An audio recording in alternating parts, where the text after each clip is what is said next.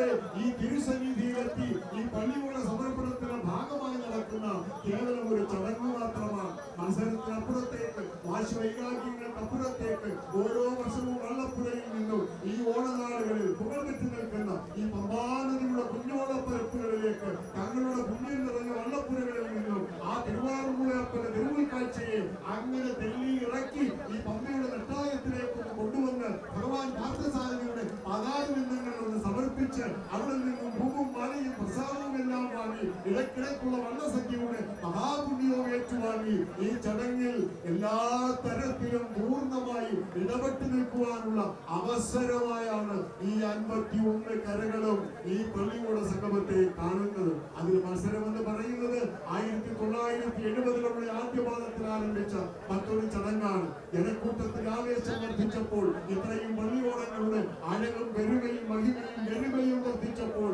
നാട്ടിൽ ജനങ്ങളുടെ എണ്ണം വർദ്ധിച്ചപ്പോൾ, പള്ളിയോടത്തിൽ എത്തിച്ചേരാൻ അംഗബലം കൂടിയപ്പോൾ ഇനി ഒരു മത്സരബലം കൂടി ആയിക്കോട്ടെ എന്നുള്ള പൂർവ്വസൂരികളുടെ മഹത്തരമായ ചിന്തയുടെ കൃത്യമായ അടയാളമായാണ് കഴിഞ്ഞ ദശകങ്ങളായി ആറന്മുളയിൽ ഈ മത്സരവള്ളംകളിയും നടക്കുന്നത്. അതിന്റെ ഭാഗമായി ദൈവാച്ച് വള്ളങ്ങളുടെ മൂന്നാമത്തെ ഹീറ്റ്സിൽ പങ്കെടുക്കുന്ന 3 പള്ളിയോടങ്ങൾ തുറന്നെത്തുന്നു. തോട്ടപ്പുഴശ്ശേരി, വൺമഴി, മംഗലം പള്ളിയോടങ്ങൾ.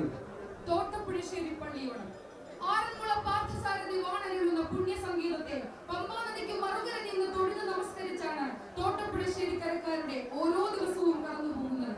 ആറന്മുള ക്ഷേത്രക്കടവിന് എതിർവശത്ത് പള്ളിയോടപ്പുര നിർമ്മിച്ചത് തന്നെ ഭഗവാന്റെ ശ്രദ്ധയും നോട്ടവും എപ്പോഴും വേണമെന്ന ആഗ്രഹപ്രകാരമാണ്.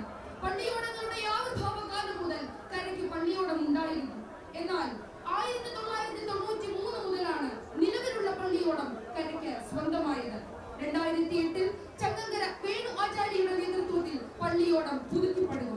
1991, 2001 എന്നീ വർഷങ്ങളിൽ ഉത്രട്ടാതി ജലമേളയിൽ മന്നം ട്രോഫി കരസ്ഥമാക്കിയിട്ടുണ്ട്.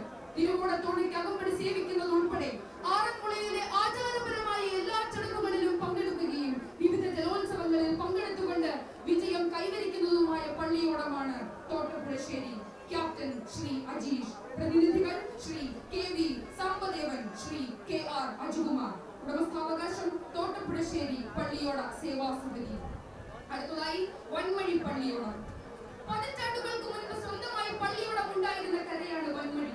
എന്നാൽ പള്ളിയോടം നഷ്ടമായതോടെ ഉത്രട്ടാതി ജലമേളയിൽ പങ്കെടുക്കുവാനും ഭഗവാന്റെ സ്തുതികൾ പാടാനും തുഴയെറിയാനുമായി ഒരു പുത്തൻ പള്ളിയോടത്തെ പ്രാർത്ഥനാപൂർവം കര സ്വപ്നം കണ്ടതിന്റെ സഫലീകരണമാണ് 2006 ചങ്ങങ്കരി വേണുവാചാര്യയുടെ നേതൃത്വത്തിൽ പുത്തൻ പള്ളിയോടം നിർമ്മിച്ച് നീറ്റിലിറക്കിയത്. പിന്നീട് ഇങ്ങോട്ട് ആറന്മുളയിലെ എല്ലാ ചടങ്ങുകളിലും സ്ഥിര സാന്നിധ്യമായി. 2011, 2019 എന്നീ വർഷങ്ങളിൽ മന്നം ട്രോഫി കരസ്ഥമാക്കിയ വൻവഴി 3 തവണ ബി ബാച്ചിലെ നന്നായി പാടി തുടങ്ങിയതിനുള്ള സമ്മാനം നേടുകയുണ്ടായി. പല ജലോത്സവങ്ങളിലും വൻവഴി പങ്കെടുത്ത് സമ്മാനങ്ങൾ നേടിയിട്ടുണ്ട്. ഈ ബാച്ച് പള്ളിയോടങ്ങളുടെ മൂന്നാമത്തെ കേസിൽ 3 പള്ളിയോടങ്ങൾ തുടങ്ങിയെത്തുകയാണ്. തോട്ടപ്പുഴശ്ശേരിയും വൻവഴിയും മംഗലവും.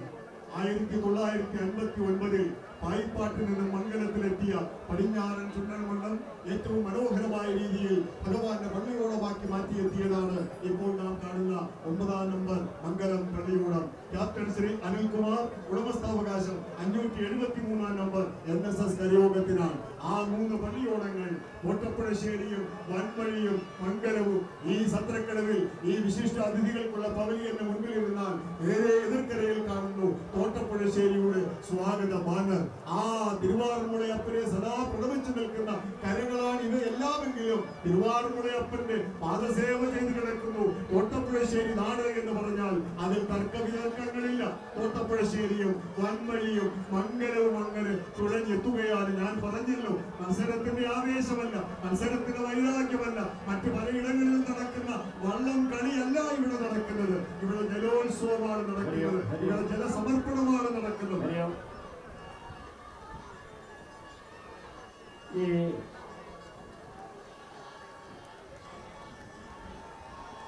പുതുസമ്മേളനത്തില് വള്ളംകളിക്ക് ആശംസ അർപ്പിച്ചുകൊണ്ട് ജില്ലാ പഞ്ചായത്ത് പ്രസിഡന്റ് ശ്രീ ജോർജ് എബ്രഹാം അവർ നമ്മളോട് 2 വാക്ക് സംസാരിക്കുന്നതാണ്. അദ്ദേഹത്തെ ആദരപൂർവ്വം പള്ളിയോട സേവാ സംഘത്തിന് വേണ്ടി ക്ഷണിച്ചുകൊള്ളുകയാണ്. പള്ളി